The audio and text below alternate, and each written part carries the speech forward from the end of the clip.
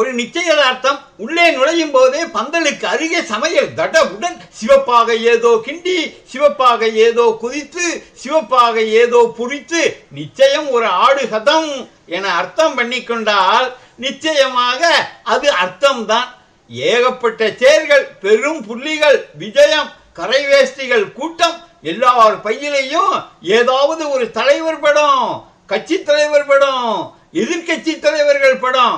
என் by மட்டும் காலி. என்னதான் சொல்ல வாரீங்க? எல்லார் பையிலையும் வள்ளலார் படத்தை வைத்துக் கொள்ள வேண்டும் என்றா? வலியுறுத்தவில்லை. செய்தால் சந்தோஷம்தான். நான் பைக்குள் வைத்திருக்கவில்லை.